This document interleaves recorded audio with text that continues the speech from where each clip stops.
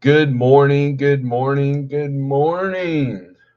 I hope you're having a wonderful day. We are a little bit later than I wanted to be, but I had to take a shower. Hair's still wet. Face is broken out. Jeez. Um, we are live, and if you're watching the replay, I appreciate the replay gang. But we are live, and we want to talk about a few things. It's a good morning here at the Springfield, Missouri headquarters.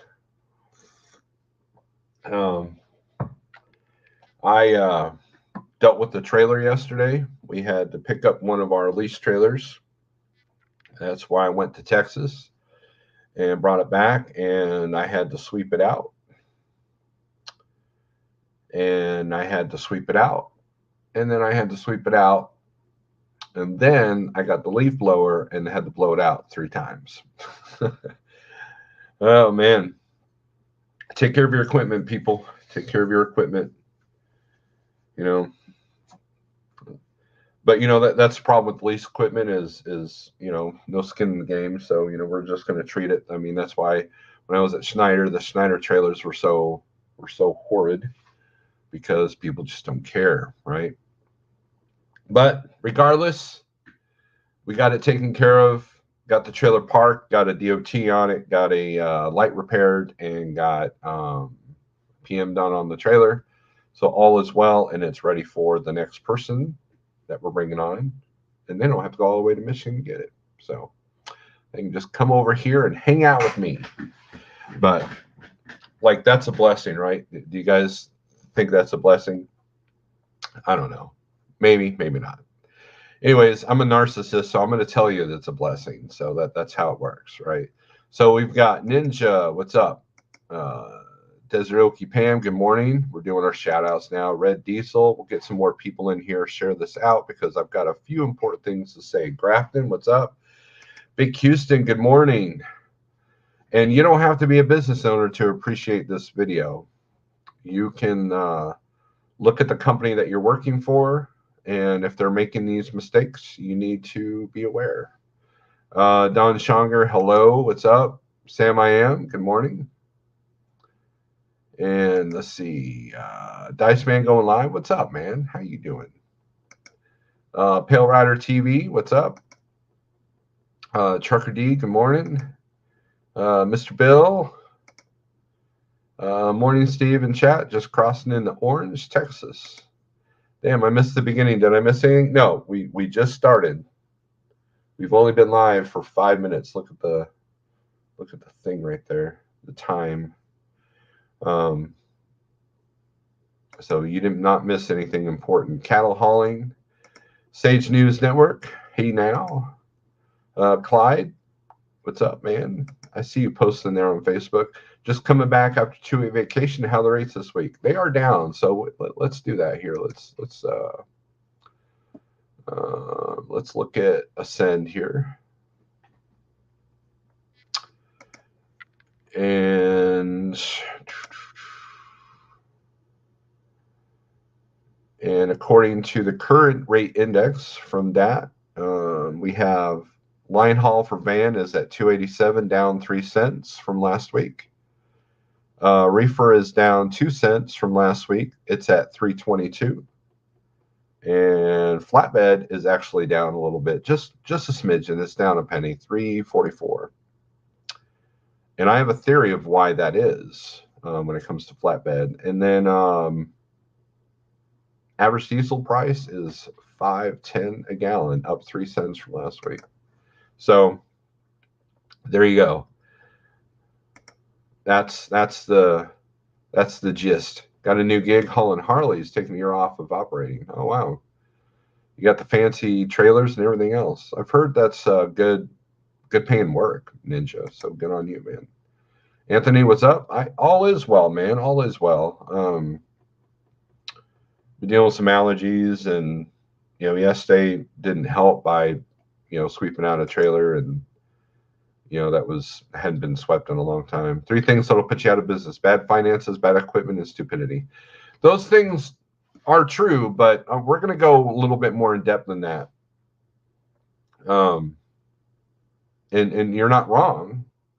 but stupidity especially. But I know a lot of stupid people that are still in business. So, sometimes, you can falter that. But we've got a few people in here, so we'll go ahead and start. So I don't want any YouTubers or people in my circle to think I'm picking on them, because I'm not.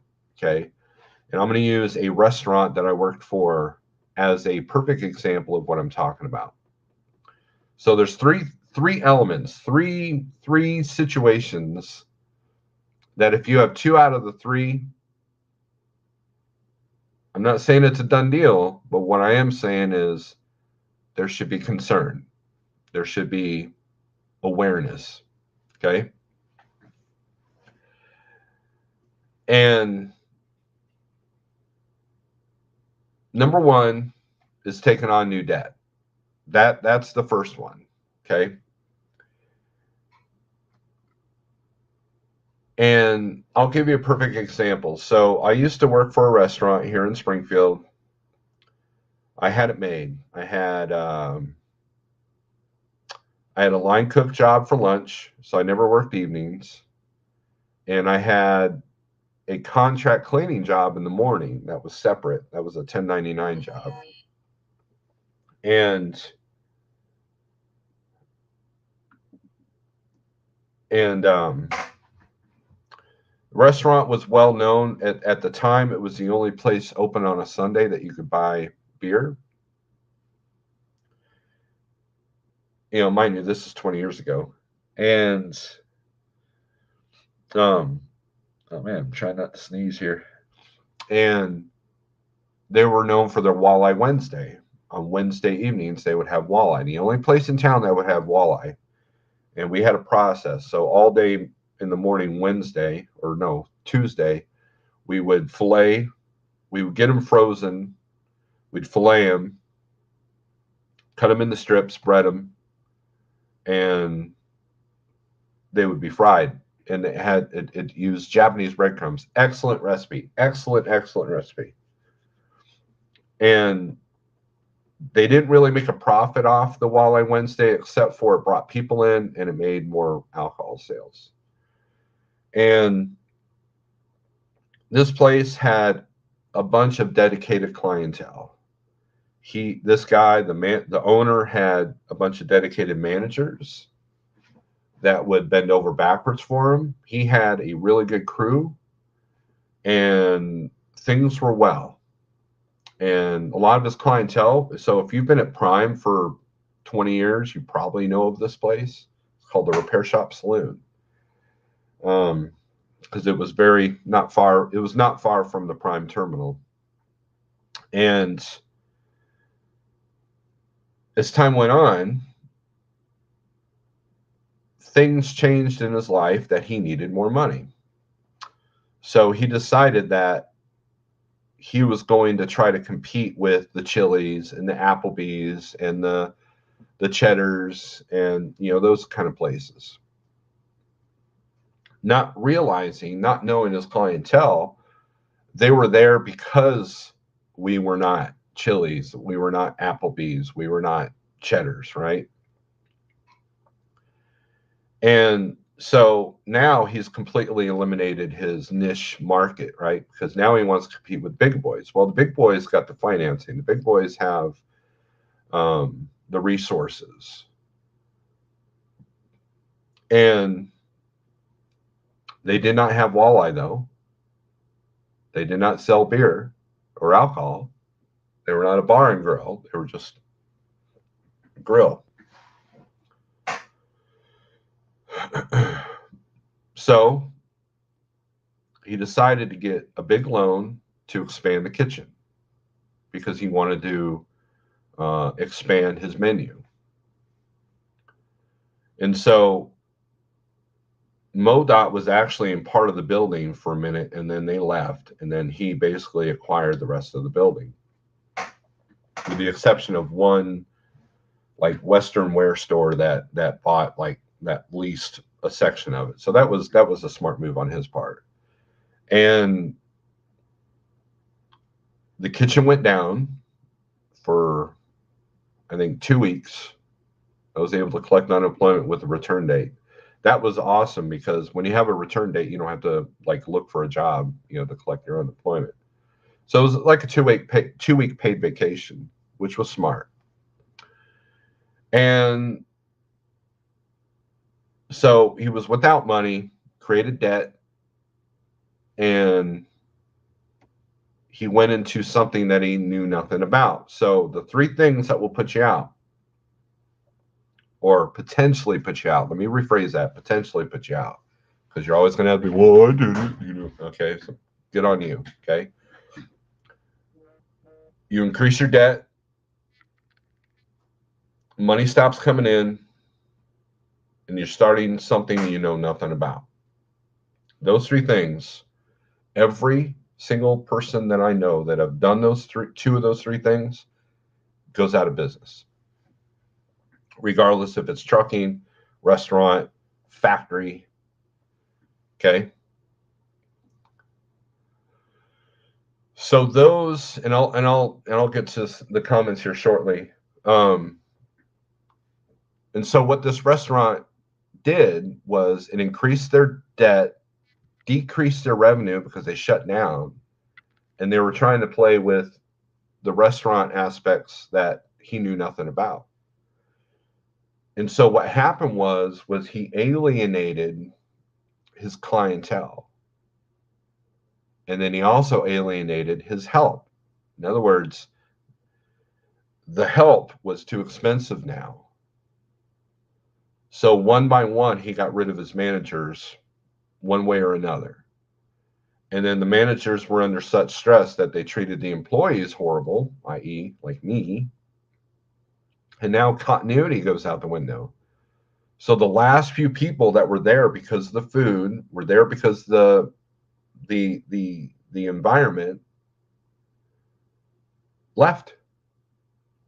Continuity went out the window. You're trying to keep too many menu items to try to keep up with the Chili's and the Cheddars and the Applebee's. And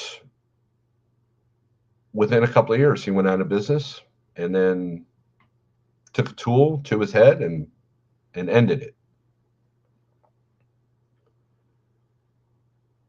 It didn't have to happen that way. And had he just stayed the course and made some improvements, and kept his employees happy. But when you add debt, that, it's like, all right, he would rather pay two cooks at $6 an hour, or whatever the minimum wage was at that time, than pay a really good one for 10. So on paper, it looked different. Like, oh, I'm only paying these guys, but yeah, but you're having to pay two instead of one good one for 10.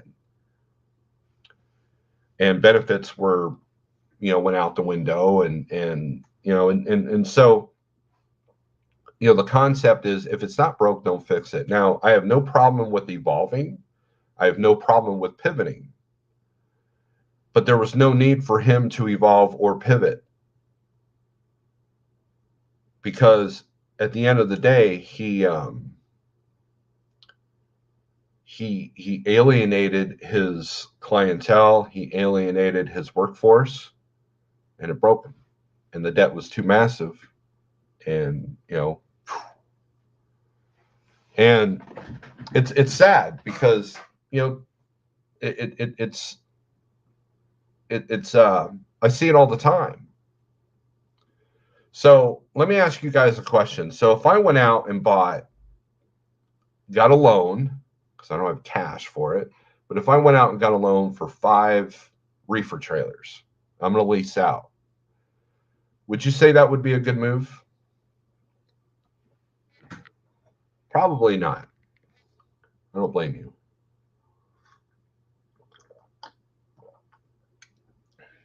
Before we continue, we'll do some more shout outs. We got some more people coming in. Anthony Bressler, what's up? Let's see. Curtis Noble. That's funny. Tyrannus, what's up? Logistically Disturbed, what's up? Tennessee. Sterling, good morning. Yeah, the trucks are moving, although I'm not dispatching them right now. Miss Charles, and I'll explain more about that here in a minute. Yeah, that is absolutely true. Well, okay, all right. So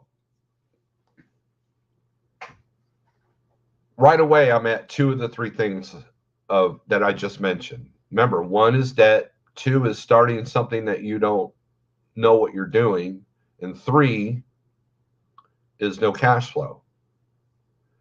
So I acquire 5 reefer trailers and I'm paying $200,000 for these things because trailer prices are stupid. There's my debt. Now, what do I know about leasing trailers? Absolutely nothing. I've never leased a trailer. I have only owned one trailer, still own it.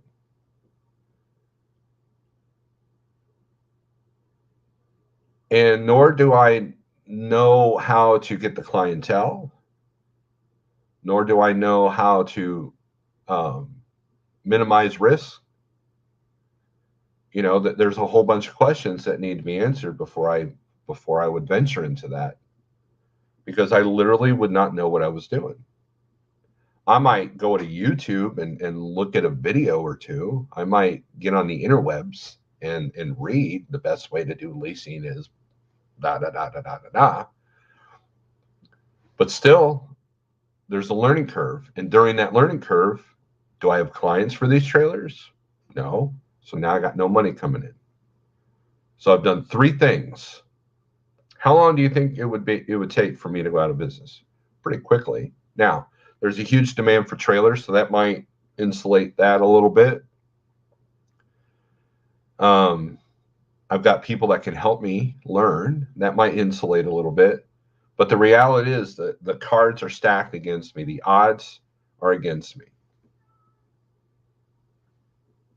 Okay?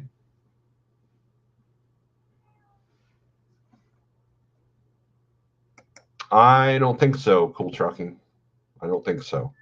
Because now I'm buying trailers or leasing trailers at a higher rate than I would have maybe 4 years ago. Flatbed trailers are still somewhat affordable. And let's talk about that. So if you are thinking about switching to flatbed, just recognize the fact that there are many people wanting to switch to flatbed because those trailers are still available and they're still fairly affordable. So what is that going to do to the rates in the flatbed world? It's going to cause them to go down because everybody's going to flood the flatbed market. Now, granted, it's a lot harder to get into flatbed than, say, dry van or even reefer, but that's definitely going to affect the rates. Now, if I was to go out and buy one reefer trailer, I'm increasing my debt, but then if I ran it myself, now I've got money coming in. And then as far as learning, doing something new that I don't know anything about, I do know something about it because while I don't have reefer experience, my father did. And I also have many friends that run reefer now that I can go up to or look to for advice. So that would be a more doable situation. And as long as I'm willing to take the risk of the financial risk, and then my insurance will increase, and also the risk of a cargo claim is a lot higher because if the reefer goes out, you're screwed, right? How much would it cost for you to recover your equipment when it gets abandoned by someone? Right. And look, Charles, I'm just using an example. I'm not doing that, right? We are getting van drivers come over to Tanker now, and that is kind of bad news for you, Nomadic Brit, because that will water down your freight that you've been able to capitalize on.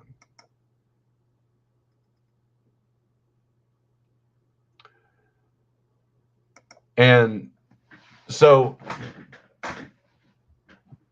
when you do two of the three things, I've been an owner operator since 2014,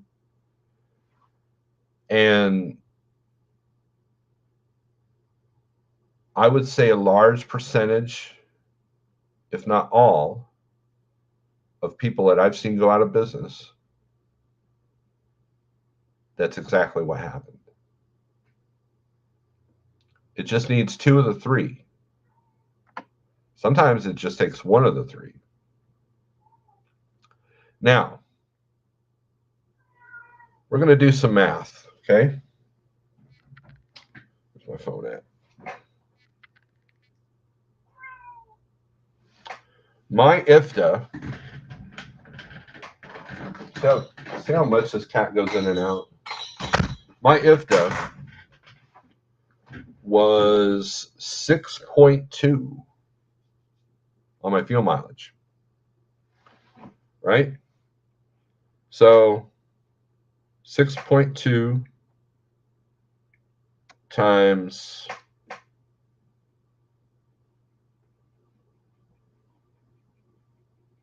if I was to do 2,000 miles a week divided by 6.2, that's 322 gallons, right? Is that right? Am I doing that right?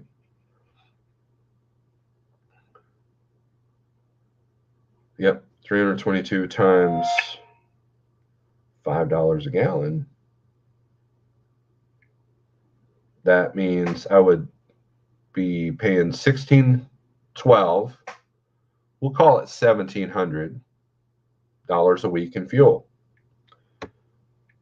Most owner operators average about 40. Let's say you run 40 times 40.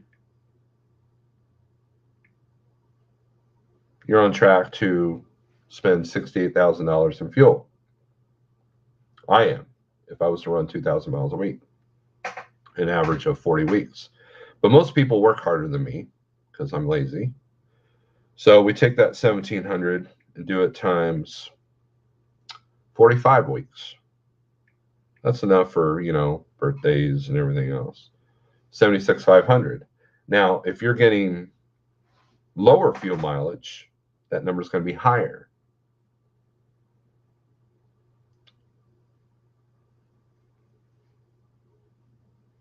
Two years ago, that would be 20% less.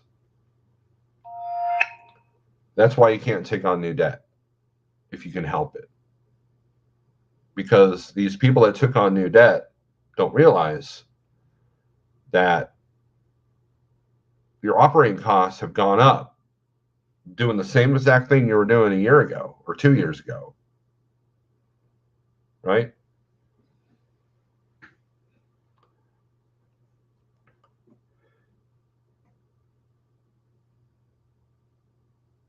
Your food that you buy for yourself has gone up.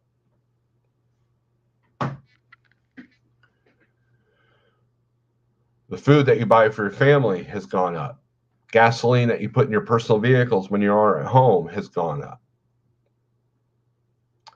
Now, Cassius King was live this morning. He said something really interesting, and I want to give him a shout out because he's very generous on giving me a shout out, and I appreciate that. He's got almost 10,000 subscribers, and he's doing something right. I've only got 4,200, I think, but I appreciate every single one of you. And he said that if you want to go to college, you pretty much have to get a loan, right? The colleges are expensive because the government pays for these loans. These loans put you into debt. Debt makes you a slave. Same thing with 30-year mortgages. That's why houses are so expensive. Same thing with cars. An F-150 20 years ago was like maybe 30 grand. Now they're like 60 for a bare bones. And why is that? Because they'll make your loan 7 years now, And so debt has become a normal part of our life. Now, I'm not saying that credit is a bad thing, because credit is a good thing. However, it's like a loaded tool. It can either do good for you or it can do bad for you, right?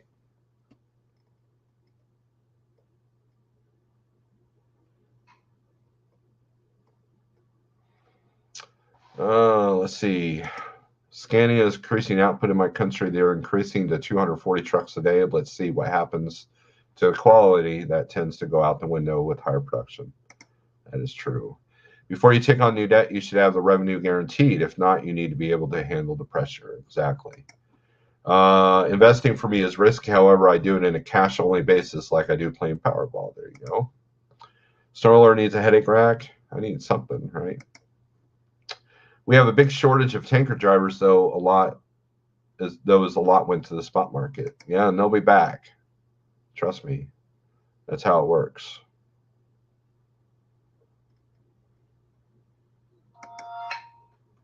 What's up? LBC, math is hard. It is hard. 42 weeks at the most. That's still a pretty good number. John, what's up? It's easier to stay regional flatbed, more money, less miles, better hours. I think Snorelord would kill flatbed.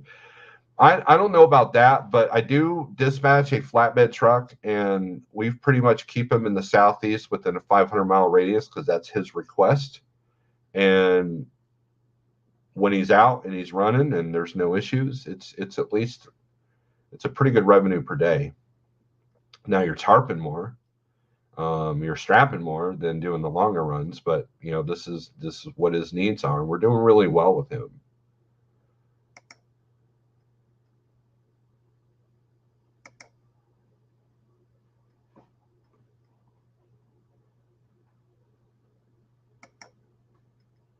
We are truckers or former truckers. Math is probably the guy that sat behind me after they got me for choosing. That's true.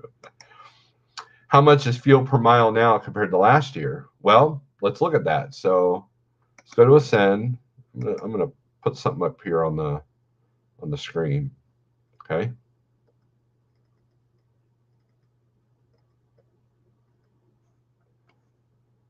All right. Let's see if I can share this.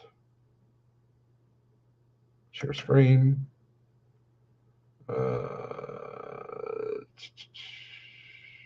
Share screen.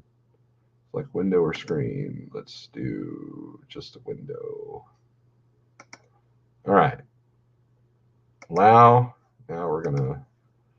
All right. So let me look at my phone here and make sure we're looking good here. There it goes. All right. So fuel prices on this. Okay. So what this is DAT trend lines. Okay. Now,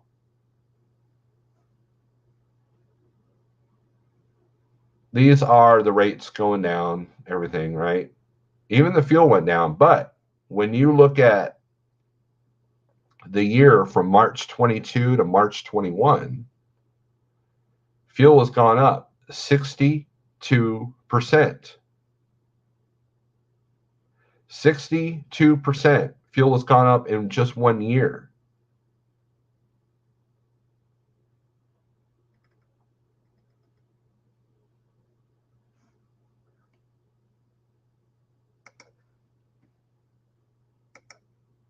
%.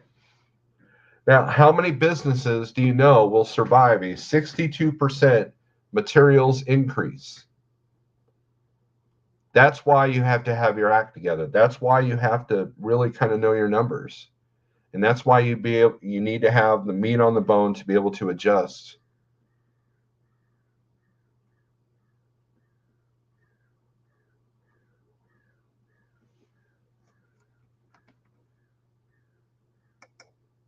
I agree with that.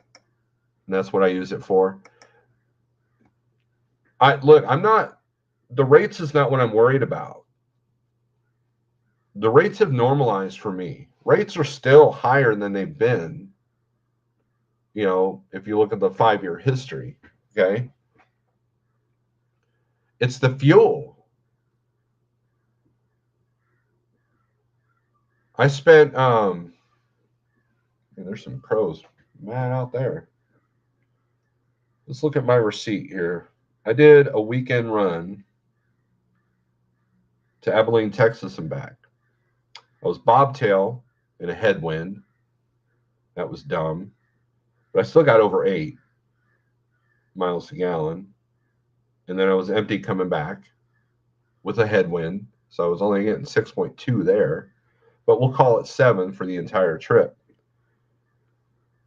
Let's see, $403 plus, this is before discount, okay, $530, so that's what, $935 plus 300. So just in 1,200 miles, I spent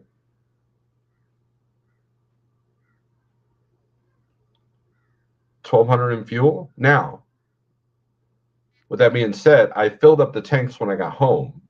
So there's that. So we'll take out one of those fueling. We'll take off the topping that I did in Abilene there. We're still at $900 something for fuel for just a weekend run with no weight in the back. 2 years ago or 1 year ago, that would have been 62% less.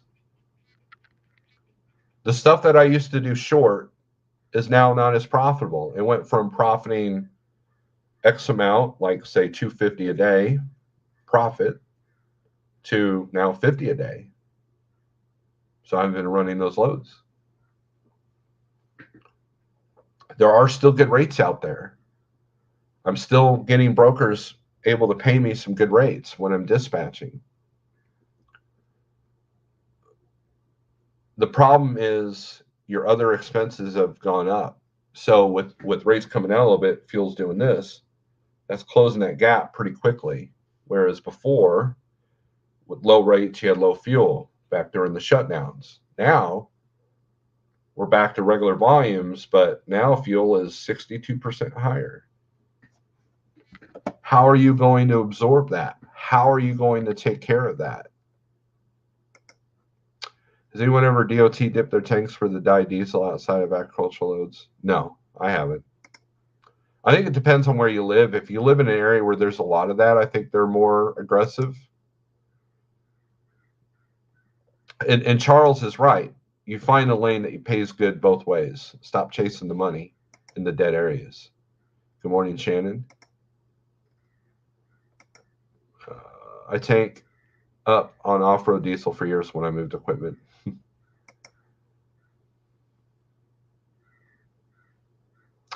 My truck efficiency went down a little bit because of the tires. I have high resistance tires. I will more likely have to replace these tires from dry rot versus wearing them out. They're more regional, knobbier tires. And running more regional and more short runs, you're going to lose fuel mileage because you're idling a little bit more. You're doing more city traffic, which kills your fuel mileage.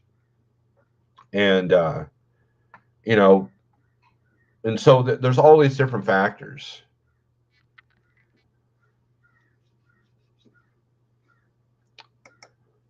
My fuel is running 24 cents per mile more than last year. My other expenses haven't changed, so my cost has gone up by 25 just in fuel.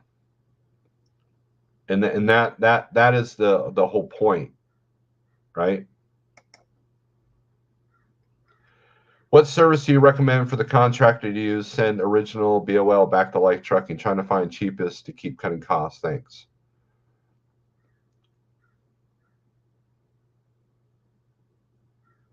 You talking about like physically mailing the bills, Buckeye Girl?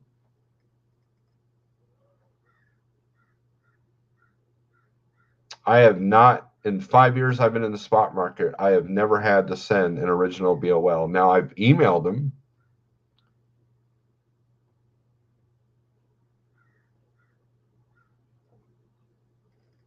But if you're talking about email, that's an easy question. But if you're talking about physically mailing, I don't have an answer to that question because I've never done it. And if I did, it'd just be regular standard mail.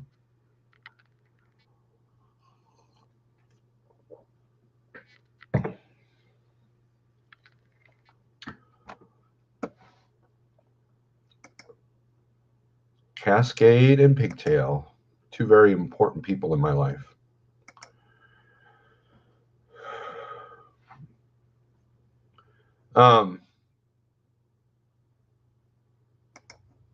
Easiest way to go out of business today is big breakdown. You can kind of adjust the lessen the blow. That falls under one of my 3 rules, cool trucking, or not rules, but 3 events. And one of them is no money coming in. So think about that. If you have to put a big repair, say 30 grand on a credit card, boom, you just increased your debt. And now you're not running because the truck's down for a month. Two of the 3. And you could be the best business person, you could be the best runner, you can have everything together.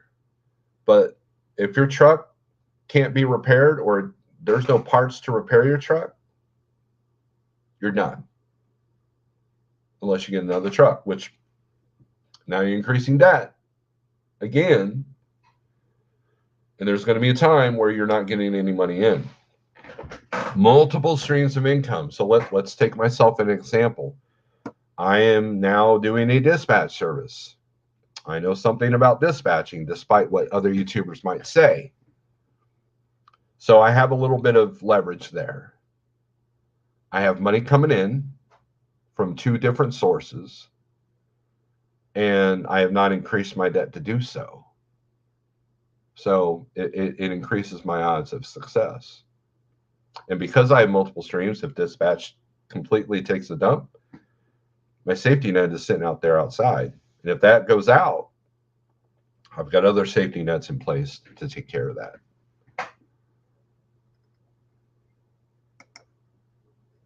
I had to do the originals. If you can go to the post office, that's the way to go. Doing at the Loves was $28. The only time I ever had to do it.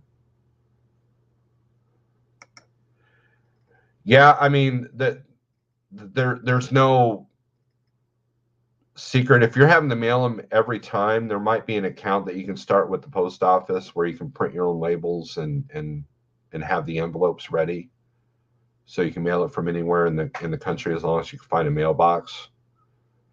But I do know that Transflow offers something like that, maybe, and then UPS kind of thing powers. But that's the only answer I can give you.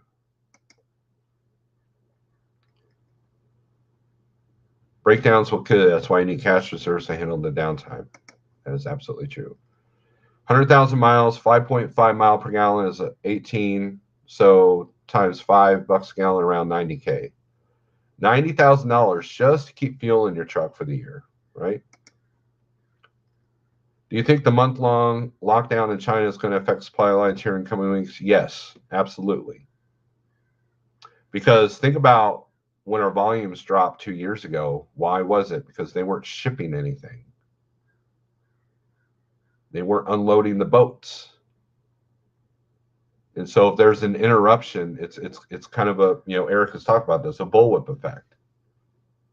And our supply chain is already all jacked up to begin with.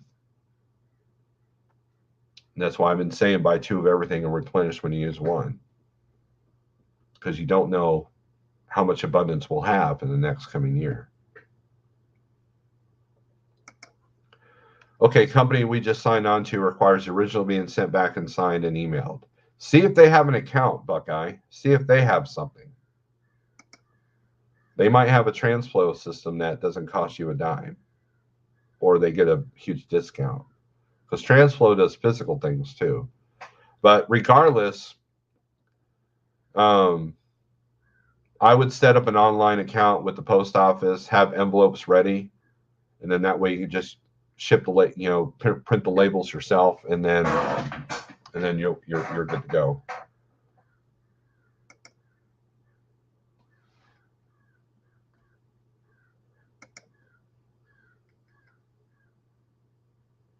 I came up with about 85K for 6.5 mile per gallon on 116,000 miles.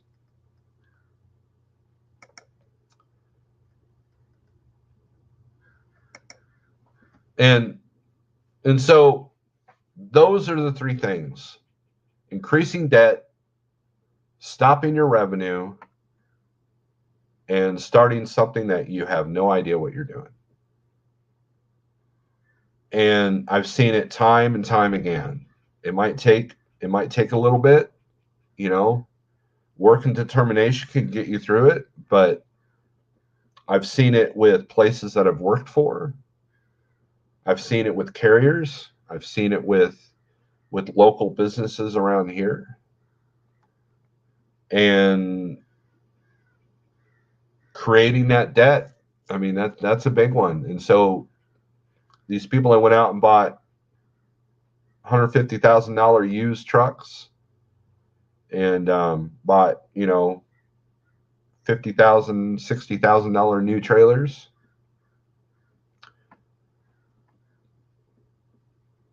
And then seeing a 62% increase in fuel, that's tough, man. That's tough.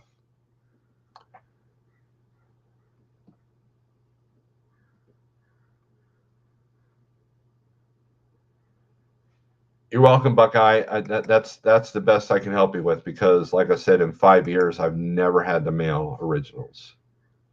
Although I do have envelopes ready, just in case. But it's just regular envelopes. So, and most of the time, I'm home within a week, anyways. So if I ever did, I would just go to the post office, you know. But if to have to do it every load or every week, that would get expensive. So I'm sure there are some programs out there that you can use. UPS might have a program, post office might have a program, and then your carrier might have a program. So I would look into that.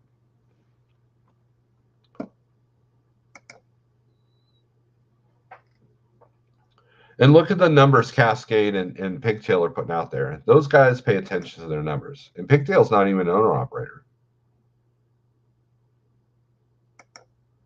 Trip Pack, Landstar Trip Pack, or is a Trip Pack. I don't know what you're saying there. But yeah, UPS, I think, owns Trip Pack. But anyways, I'll put up a link.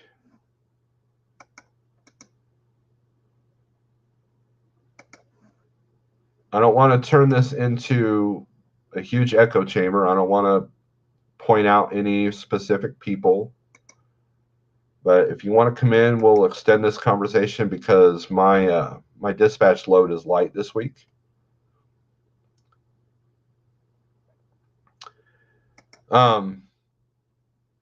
Yeah, and you know, you and I have had many talks, Randall, and I definitely believe that you're in a good spot. So I wouldn't change a thing right now. Because even these companies that are, you know, I parked next to a trailer the other day in Abilene that said we pay $1 a mile, company drivers. I'm like, not for long, you're not. And so you're going to see a lot of layoffs. You're going to see a lot of rate decreases. Back in 2009, the company I was at did away with their bonuses, and they decreased the office pay by 15% to survive. And don't think that the drivers don't get a piece of that as well. So if you're at a company that's unstable, you know, even though you might be making good money now, that's not going to last. And as the rates fall, the 30% could be much higher of the revenue declines or fuel increase of gallon burned, because the more miles needed to get same revenue. There you go. So we'll put up the link in there if you guys want to join in. Remember the rules. Yeah, give me 27 more thumbs up there. Do what LVC says.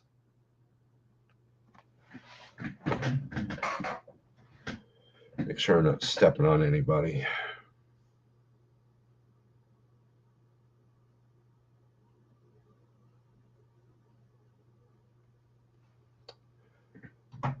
All right. A few more minutes. If no one comes in, then we'll just end this feed. So, anyways, these are just my thoughts. These are just opinions. You can tell me I'm wrong. You can tell me I'm full of crap, and I will not disagree with you because there are anomalies that create situations where people do make it, despite the three things that I've mentioned. But most of the time, it's just prolonging the misery. And then, and then what's your mental state, right? If you feel like it's not worth it to carry on your business with these three, difficulties, then, then there's that too. That's the other aspect. There's so many challenges being thrown at us as human beings, and through struggle we become stronger. But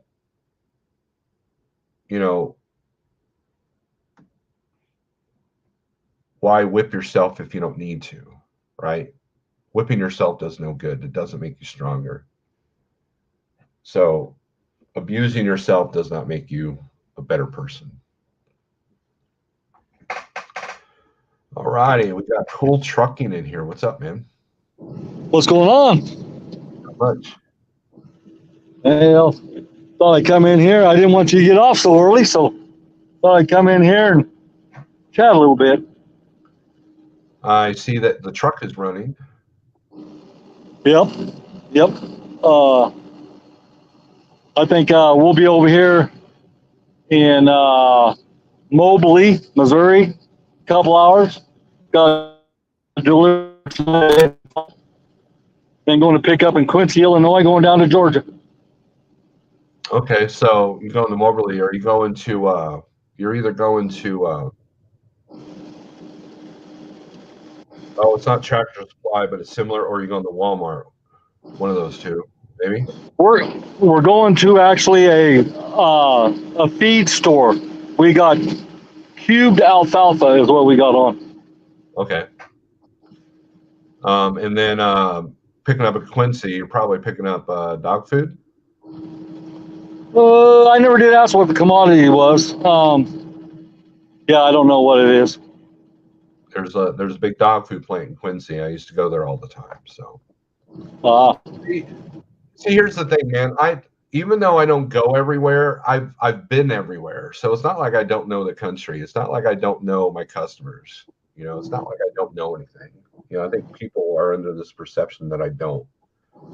And I'm not going to toot my own horn, but I do have a little bit more credibility than I lead on. So, but yeah, you're keeping your trucks that you're dispatching happy, so you must know what you're doing. Yeah, I got one truck on vacation. One truck is down. He has a clutch issue. Plus, he had a tree fall on his hood, so he's got to fix that. Oh hell! Yeah, he lives down there in Mississippi, and Mississippi saw some bad storms last weekend. And I called him up yesterday morning, like, "Hey, so what are we doing? What are we looking for?" And he's like, "I'm doing this load, and then I'm going home." I'm like, "Oh, okay." And then, which is good because I had to deal with our lease trailer, get that all squared away for Jeff.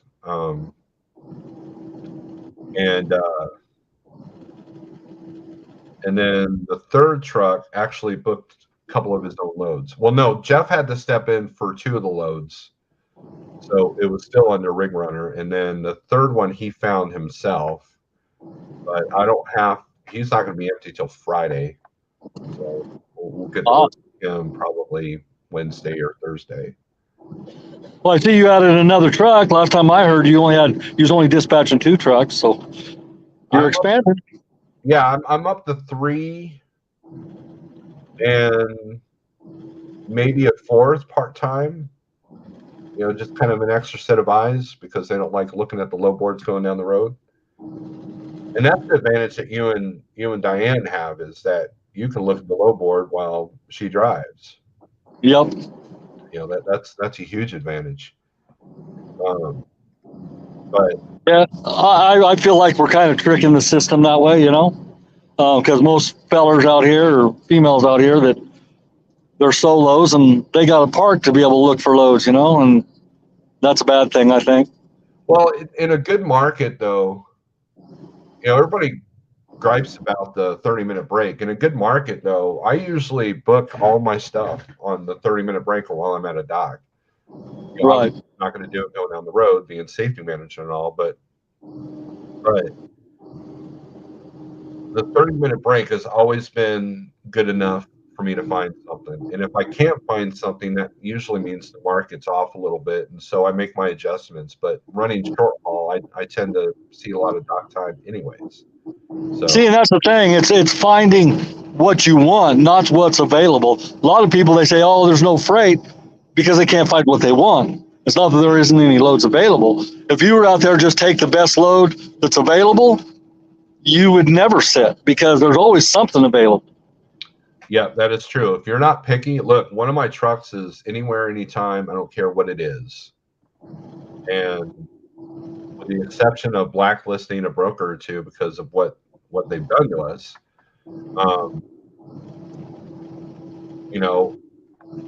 I try not to put them in a dead area. But, so you look ahead. So, I won't send them to Seattle if there's no freight in Seattle. I won't send them to Miami simply because the load pays an extraordinary amount.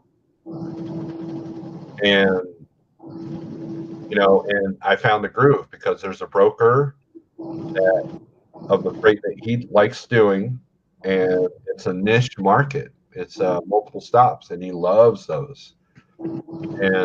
And so, boom, now we're making above average rates. Right. And your standard dry van freight. So see, right now their nursery's starting to pick up, and if you like doing multiple stops, the nursery pays really well. So yeah, that would kind of be an insulator. Out of Northwest where I'm at, I mean, dry box freight has just went to heck, man. Something I was hauling for $354 a mile a month ago.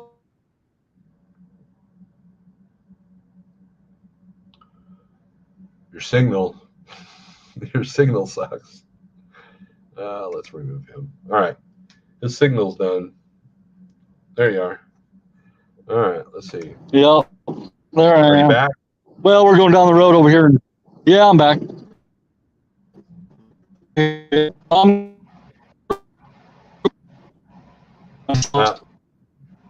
Your signal sucks. All right. Eugene, average weekly gross wages, working Monday through Friday, 5 days a week that you see out here to earn, in what regards, company or owner operator? It just depends on, if you're making percentage, if you're making mileage pay, if you're,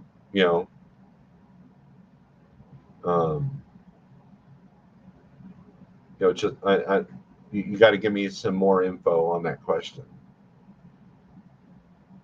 If you're an owner operator in the dry van and reefer world, $1,000 a day is still doable. Reefer, you're still looking at 12. Flatbed, you're looking at close to 13 or 14 a day. Gross. Before carrier's cut, before all your costs.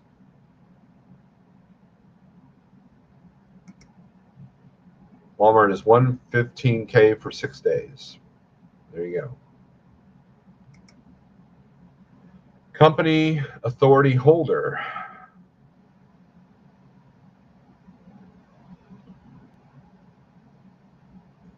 If you're looking to pay a company driver, I don't know. I don't know those numbers because I know that some people that are authority owners that put people in trucks and running them like company drivers are struggling a little bit, depending on whether they're paying percentage or mileage. Now, if they're paying a mileage, there's still a lot of miles to be. I know a guy that's on track to do a ton of miles this year, and he's making a mileage rate, so he's making a killer money. But then you're working harder too. You're having to do 3,500 miles a week, that's a challenge week in and week out. Biggest challenge is the flatbed, hours of service, and proper securement. Absolutely. No more 650-mile days for you. In my opinion, I'm sure I'm wrong, but between load checks, strapping, you can't just show yourself on the sleeper at the shipper. You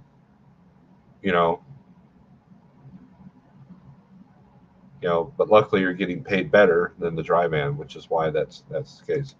And then falling off, yes, that's the biggest danger. One of the biggest dangers. Basically, a one-man show, company owner operator. Okay. What kind of trailer, Eugene?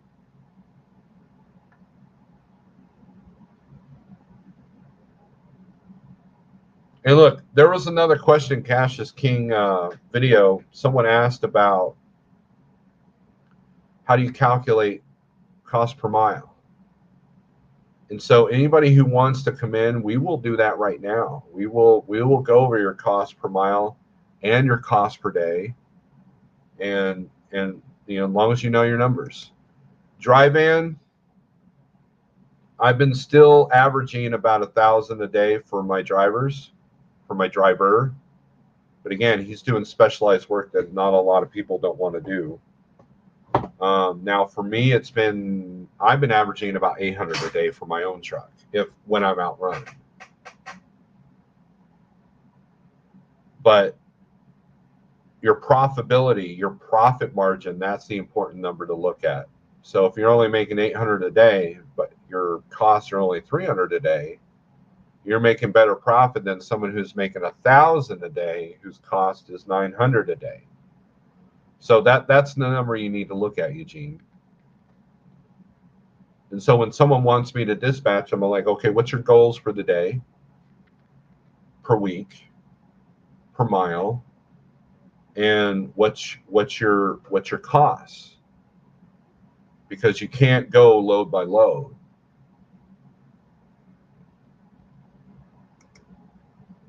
Paint. Okay, hopefully it's non-hazmat.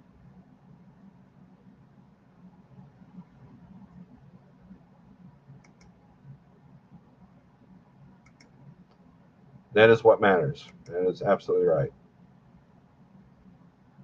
You got to really try to follow step. But it happens. It happens. And a lot of that depends on the driver. Look, some guys don't book ahead and they lose a day here and there. And so when you lose a day and you're only working Monday through Friday, then that puts you at a disadvantage. So I hope that I hope I answer your question, but at least changes your perspective of how you're looking at it. Again, if you're $1,000 a day, but you're only profiting $100 a day because your costs are $900 a day, which is very possible in today's market. You're not profiting as much as the guy that's making $800 a day, but yet his costs are only $250. So look at you, whatever. What? You're gonna get it right. You're gonna have good sound, and you're on your porch. Isn't it cold outside? It's like 35. Oh yeah, you're from North Dakota, so that's like it's kind of warm. Dude, we're breaking out the barbecue and the shorts and the Jesus sandals, man. What's up? Now, what do you think? LBC says if you run flatbed, run Aflac, because every person I know that runs flatbed has fallen off that trailer at one point or another. What do you do with the Peterbilt hat? You don't drive a Peterbilt. Well, I'm a Peterbilt guy. I bought a Kenworth because they were cheaper, and they got a table, and it's still a Packard. It's the same truck. Yeah, I know. It's the exact same truck. I had an offer to buy a Peterbilt, and I don't think I'm doing it. So, but why not? Because that would be increasing my debt, and I would have to put someone in it, which means doing something that I don't know nothing about, as far as being a truck owner that puts somebody in a truck. And Yeah, that's 2 out of the 3 rule thing, you know? Right. Living in Walmart stores. So I know what you're doing, Paul. Hopefully you don't trash your trailer too bad. Falling off a load is another thing. I was talking about the trailer. There you go. So what are your thoughts on what I've talked about, and why have you joined the stream? What message do you want to put out there to the inner tube land? Well, so you got my attention when you said the importance. Look, so what are your costs? What are your costs per mile? What really, I think what's more important is your cost per day, Yeah. and how you calculate that to your revenue per day. Because look, if I run like you do, Steve, my cost per mile is to the moon, right? Yep. It's to the moon because I don't have any miles, right? Well, I tell people, you have to look at both numbers. You Can't do. just pick one or the other. You have to kind of keep track.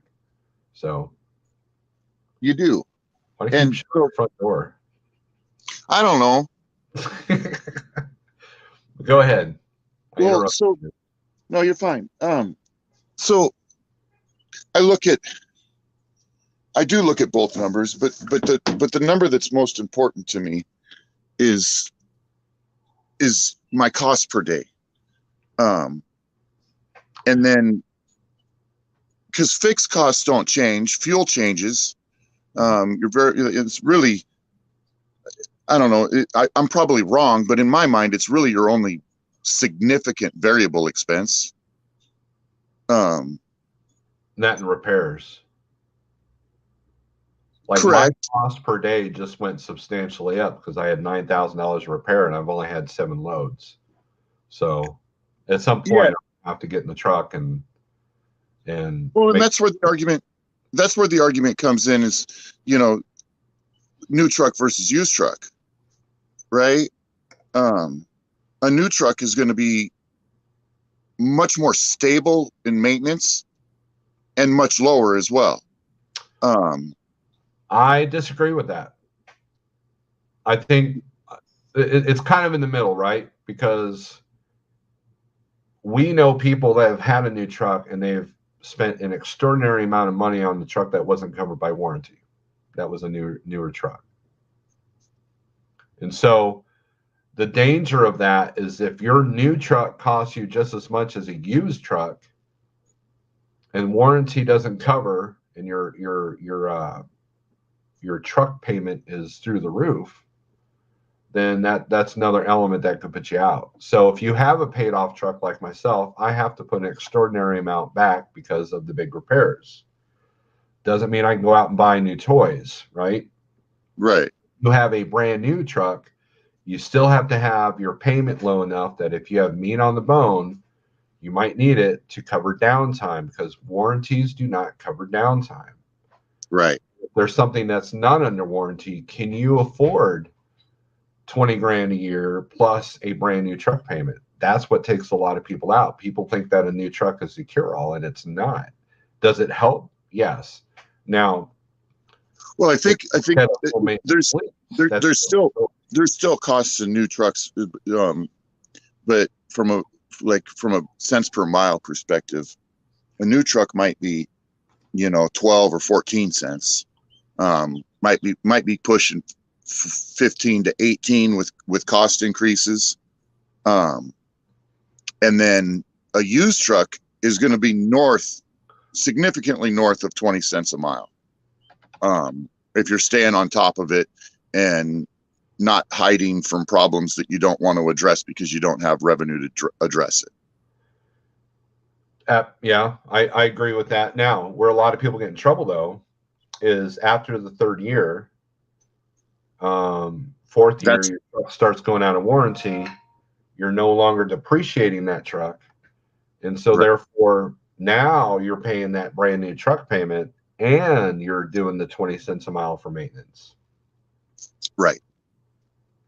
And that's why a lot of these mega carriers trade their trucks in after 400, 500,000 miles. However, I know a lot of them are keeping their trucks down because of the equipment shortage. So now their costs are going to increase as well.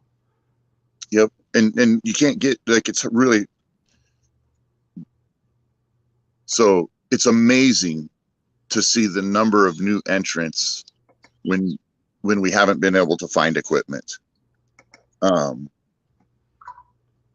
the last 2 years, there's been 80,000 new authorities issued, and most are owner operators.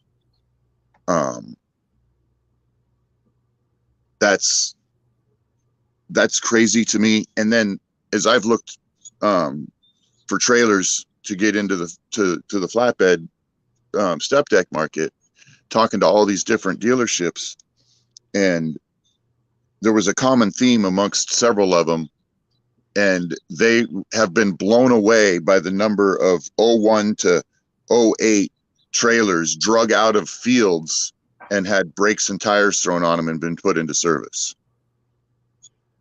Yeah, I even almost went that route. There was a trailer I looked at. They only wanted $4,000 for it, but man, it needed about $15,000 worth of work, so I didn't do it. Now, how long would it have taken to recoup that money? Because I could have leased it to Jeff, and I could have got paid for that trailer, but it needed too much work. You know, it needed a new roof. It needed had a bent frame. It had some support beams that were cracked. You know, it was literally like, put this trailer in your field and put pallets in it, you know, kind of a deal. Use it for storage at a construction site. Yeah, and if you can even get it on the road, you know, so it's like right. One of the deals. Well, and I just saw an article where they were addressing the coming Blitz Week, and one of the areas of focus is looking at frame rails and frame quality on trailers and equipment. So you can imagine that some of these really older ones, especially if they came out of the Midwest where salt is a big issue, and those steel cross members under the floors, that could be rotten and not meet spec. Mm-hmm. Yeah, and there's a lot of these new authorities aren't filing their IFTA. They're using it as kind of a disposable authority, and a lot of these authorities are going to go under. Well, so think about this. We've had 80,000 new authorities issued in the last 2 years. An average year prior to this last 2 year period, an average year was 18,000. Yeah, and that's why you're seeing rates go down. I mean, one of the many reasons why you're seeing rates go down. You know, let's see. Eugene says work ethics example: 2 weeks out for more revenue than 1 week out to survive the challenges. Care heaving now could help your business. All right, we got Cool Trucking trying to come back in. Oh, I got full signal now. Maybe this will work. All right, you disagree with Sandman on the new truck deal. Yeah. Right. I had to come back in because I heard what Sandman said, and I don't agree. I think it's cheaper. A used truck's way cheaper maintenance-wise. Kevin Rutherford back in 2014, 2013, something like that, completely restored a truck from the ground up, and it cost him $65,000. So I think now it'd be about $80,000, $85,000 to completely rebuild, let's say, a 2000 truck. You can't touch that in a new truck. If you try to rebuild a brand new truck now, the parts are way more expensive, if you can get them. And I just don't agree with that. Cool. What you're not factoring in to that thought is downtime. If you're going to completely rebuild a truck, it's going to be down for 3 months. What are you going to do for income for 3 months? Oh, I understand. That's if you stop to rebuild it. But let's say you bought one that was rebuilt, and you bought compared to a brand new one you rebuilt, or a brand new one you bought off the lot. So I think the maintenance wise, maintenance wise, it's going to be way more for the new truck. I just parts for older trucks are not scarce. They're available, but they're very scarce for new trucks. I don't know that that's always necessarily true. I mean, my buddy's got an 08 Freightliner, and he can't find engine rebuild parts. He can't find an engine. He's had a lot of problems finding parts. They couldn't get the right turbo, so they had to put a newer model turbo and update his ECM. Parts availability for old trucks are just as bad as they are for new trucks. Yeah. Well, if they need an engine, have them get a hold of me. I can get them an engine. Let me hold on, guys. Let me answer this question. Larry Soma asked, do you think that there's rate fixing on freight rates between big shippers? Well, yeah. I mean, they're tired of paying out the ass, right? So what they're doing is a lot of these mega carriers have come in and gotten contracts with these big shippers because they're tired of paying spot rates, and so a lot of them have pivoted to lower their costs. So I mean, we can do a whole video on what affects rates or not. Okay, go ahead, guys, continue fighting. Oh no, you're good. So on that note, and rates, rate manipulation.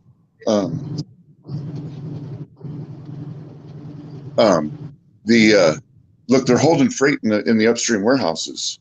They're intentionally holding freight in upstream warehousing to reduce the number of loads available. And they went ahead and signed 280 contracts this year, so that's taken 20% of, or 10%, 10 to 15% of the available loads off the market as well. And then you factor in the increased number of trucks on the road, and it's all working to their advantage. And so there's absolutely manipulation going on.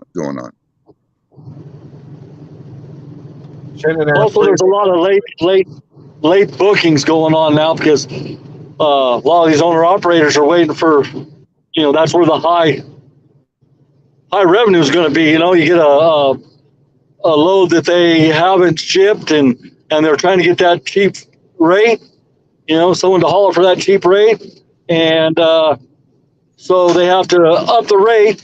And a lot of people are doing that, waiting last minute booking. Yeah, well,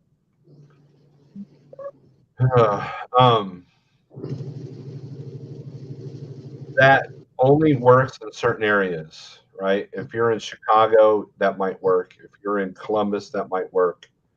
But we're looking at volumes now that you have to kind of be one step ahead. And because at the end of the day, like if you're looking for a weekend load on a Friday afternoon, you're looking at all the crap that nobody else wanted to do. All the best loads have already hit the board and they're gone. The only thing you can hope for is that someone fell off the load, and a lot of times the shippers will delay the shipment. Like, hey, if you get a cheaper rate by shipping this Monday, we'll do that. So it's all about leverage. If you're one of 20 trucks looking at 10 loads, you've got no leverage. I don't care if it's last minute or not. But if you're the only truck and there's 20 loads, they're going to fight for you. You've got leverage, and you can pick the last one at the highest rate. That's how it works. Yeah, so that goes to load to truck ratios. Look, if it seems to me, I'm no genius here, but I've watched the load board from starting in February, and they started pumping trucks into LA. How were they pumping trucks into LA? By offering $5-6 grand to come from Kansas or Missouri to get to LA. And guys were like, I'll take that because I'll make even more coming back out. Well, then you end up with a load to truck ratio. You got 4,000 trucks going into the LA market, and they only got 1,000 loads coming out. Well, then it doesn't matter when you book, you're not going to get a good rate. Yeah. Right. there's only two directions to go, north or east. Right. So it's not like if you're looking for a load in Columbus, you can go in 4 different directions. But if you're looking for a load out of California, or if you're looking for a load out of Florida, there's only one direction to go, or two. No, but they did that. They did that to California first. They started in February with California. Then they went to the Northwest because of the increased volumes through the ports. What hasn't typically been a strong dry van market up in the Pacific Northwest, Seattle, Portland area, has become a really good dry van market because of the overflow freight of companies that wanted to get it on a dock and on the ground, and couldn't get it on the dock and on the ground for 3 months as it sat off the port in Long Beach. So then they started pumping trucks into the Northwest. Then once they got those rates down to where they wanted them, they started pumping trucks down into the Southeast, offering incredible rates out of the Midwest to go down into Atlanta, Savannah, and they just manipulate the load to truck ratio. And now they've done it. They've got the rates down to a more manageable level, and they're still holding freight in the upstream warehousing. They're only shipping what has to move out of upstream. If it doesn't have to move, it ain't moving. And and they're moving more by rail as well. Well, let me address something that Dutch has said. Almost 26 million people are locked down in Shanghai and surrounding areas. It is the biggest manufacturing shipping region in China, so freight prices will behave like 2 years ago. And here's what that's going to do. So if they're limiting, and I think that this was anticipated. That's why you saw the warehouses go up. And so what happens is we're doing a slow trickle, so there isn't a big break in the freight, but it's not going to help, I don't think. And so we're going to lose even more leverage, and it's going to get skinny for a minute, and so Dutch, and Dutch isn't from here. He's not an American truck driver. He's looking at worldview, and that has to have some kind of effect. Well, that's the big question of the day, Steve. That's the question of the day. Where do we end up as we go through the course of the year? They can't hold everything in upstream warehouses forever. They will run out of storage space, right? So they'll have to ship more. How much of that is going to get absorbed under contract freight, and how much of that's going to end up whittling down or trickling down to the spot market where most of us operate, right? So, because we're just the leftovers, man. We're just picking up the crumbs that the big contract freight haulers are leaving behind. It's a very volatile market. Now the question is, where do we go from here? Like, do we continue down? I see no data that suggests we're not going to continue in a downward trend on rates. Load volume is continuing to fall, and trucks aren't falling off the market yet. Now, the big question, the whole Shanghai thing, does that create a bullwhip effect that starts driving rates up because we get hit with 100 ships off of our ports and we got to start pumping it out again because they got to move it? If it's unsustainable, then that could be a bad thing. Now, Eugene asked, why is there so many industrial warehouses being built all over the states? Anybody else been noticing that? I started noticing that a year and a half ago. And what the shutdowns taught us was that the just-in-time model has to go away. And the just-in-time model, if you look at lean manufacturing, means that you only supply your factory or your store of what you need. And LVC's right. As time goes on, people want their stuff now. I mean, that's why there's so many Amazon warehouses. But if you notice, a lot of things have turned mail order, like Chewy.com and groceries and Amazon, and people want that. So there's a lot of that warehousing. But people want to have, if it's a non-perishable product, they're going to want that in reserves, so there isn't any more shutdowns. So you're not like sitting there telling your customer you have no product, and it helps insulate what's coming from the Shanghai shutdowns. Because of what happened, it caught a lot of people with their pants down 2 years ago. And the smart pencil pushers were like, you know what? We need to make sure that this doesn't happen again.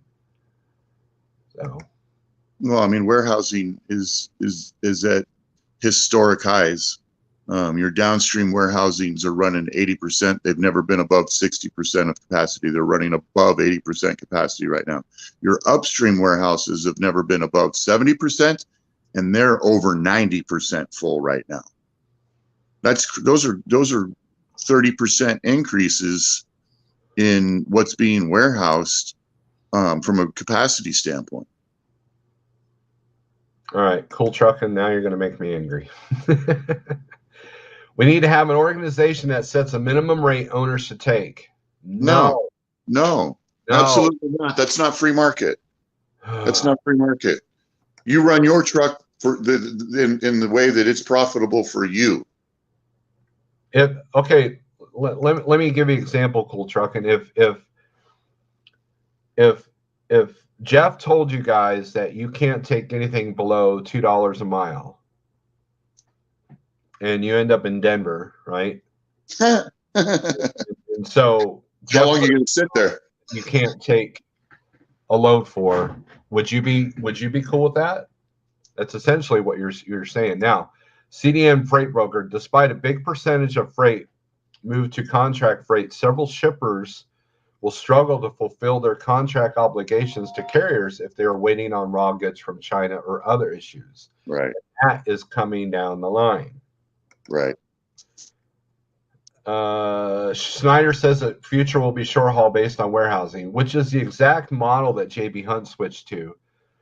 The carrier I was working for as a company driver. They were hired by JB Hunt to run power only for them as they were getting rid of their long haul fleet.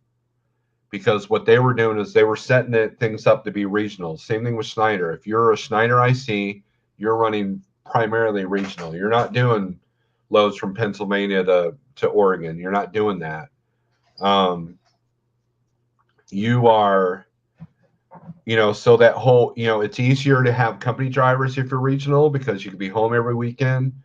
It's easier on the driver. It's easier on the company. It's easier on the costs. And a regional aspect to trucking, the days of long haul trucking are slowly disappearing. And it's easier to hire drivers when you can tell them they'll be home every weekend. And that's exactly what JB Hunt did. They changed their model to that. So the stuff that has to go long distance either goes on the rail, which you've all seen the trains that have 100 JB Hunt trailers, or outside carriers doing their power only. They take care of that for them. And that's the model that they switch. And Schneider's doing the same thing. Well, you basically see when you see the big trains going across the country hauling containers, you basically see three companies. You see JB Hunt, Schneider, and XPO.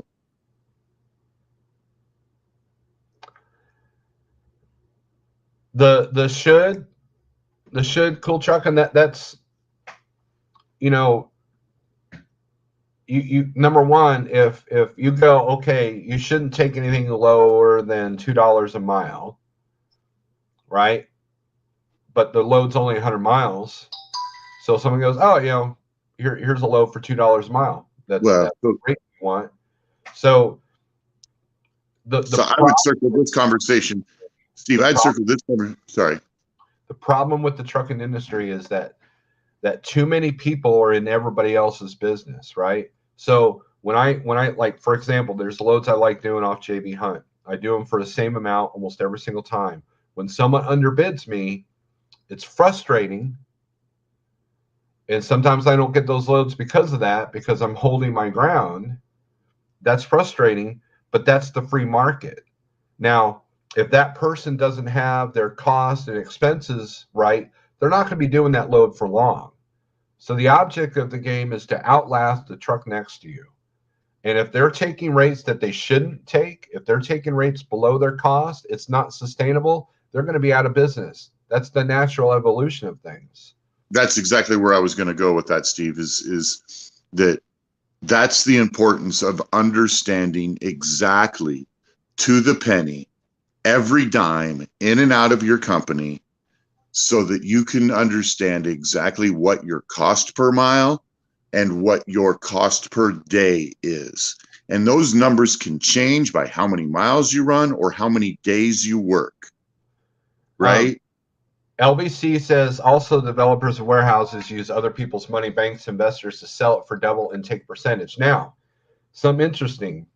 So with these bans on new car sales, that are gasoline, a lot of warehouses are popping up because instead of making my truck California compliant, or trying to find California compliant trucks to come out to California, it's easier to set up a bunch of warehouses in Arizona and treat Arizona like you would Nogales or El Paso. You have or Laredo, where you have warehouses at the border, and then the California carriers can come pick that stuff up, cross dock. A lot of brokerages are also looking at cross docks and warehousing. Like C.H. Robinson has their whole network. So, anyways, I just wanted to answer that because LVC's got a good point there. He does, and they will do that, and they've done that to a certain extent already with Vegas, Phoenix, and Reno. There's a lot more warehousing in those cities than there was 10 years ago. But look, you're absolutely right, Steve. The guys that are running freight below cost, they're doing it because they don't even know what their costs are. They're looking at, $800. I'm making $800. Well, how much of the 800 did you spend? Because you might have spent 850 of it after fuel. Yeah. CDN says, did you see the FreightWaves article? JB Hunt sees runaway for high demand. Small carriers could struggle. Small carriers have the cards stacked against them already because you're not getting as big as fuel discounts. You don't have the equipment to absorb down equipment. I mean, the things that are going on in the industry right now are the same things that are happening in the private sector as far as business goes. Small businesses are struggling because of what's been happening in the last 3 years, and trucking is now seeing its day of dealing with that. And so a small one truck authority has nowhere near the leverage or advantages that, now mega carriers only account for 5 to 10% of the industry. However, that number is changing by the day. And so I did not see the FreightWaves article, but I can only imagine what they're talking about because I've seen it firsthand. Think about this. The new authorities that Sandman was talking about, a lot of them went to power only. They're doing power only for JB. They're doing power only for Amazon. They're doing power only for, Schneider. A lot of Schneider ICs that were there, they're grandfathered in where you can get on Schneider power only. Landstar, that was another place that if you got your own authority and could get approved for power only right off the bat, then some guys were making more money doing that. But Landstar's no longer taking that risk. And so that's a platform that the mega carriers want. They want you to not be able to get a trailer so you can do power only for them. And then therefore you're taking the risk with your numbers, your authority, your inspections. And Amazon and is like a genius at that, because now they've got all their trailers being moved and they don't have to worry about the safety rating of any of their trucks. And so since it's so abundant,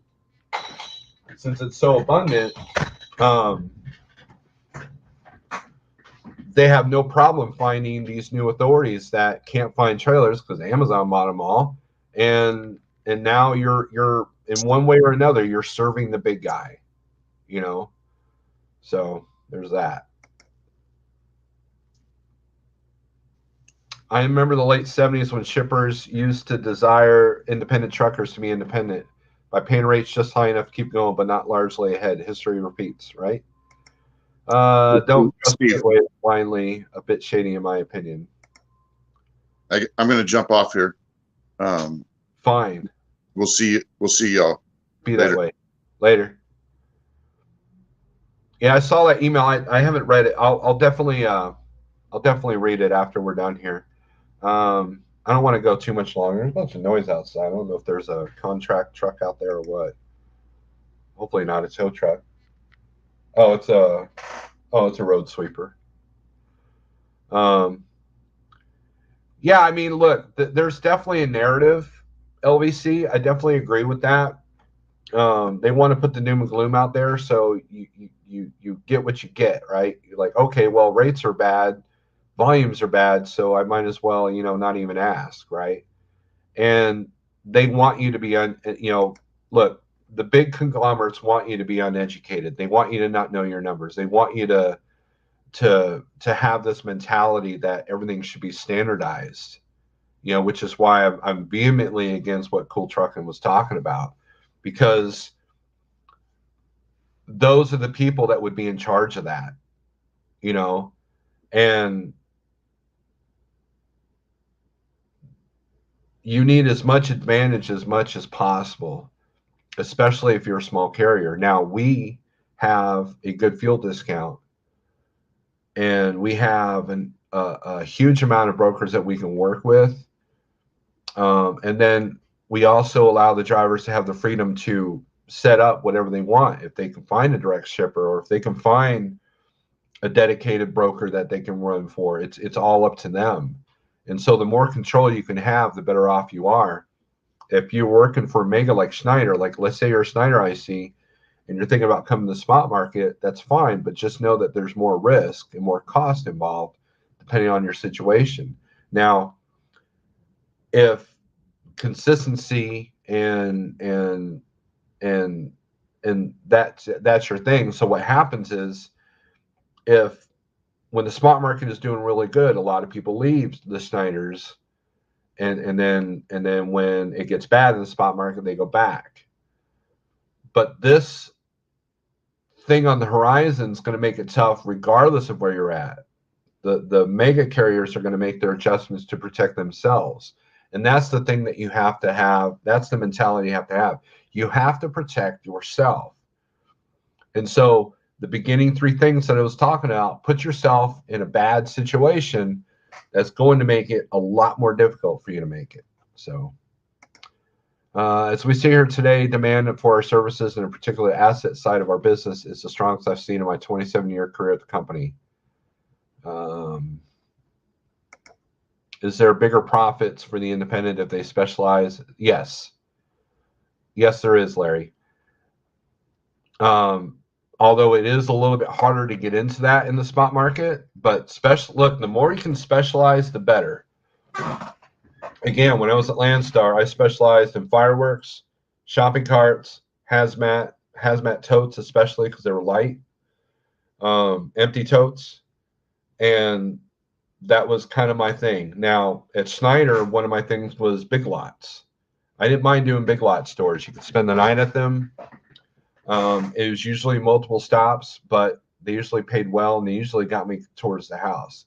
So anytime that you can specialize, whether it be multiple stops, hazmat, pharmaceutical refrigerated, hazmat refrigerated, temperature control, any of those things will help you make more money. Now, getting your hazmat authority is expensive. The insurance for that is expensive. So you have to do some evaluating. But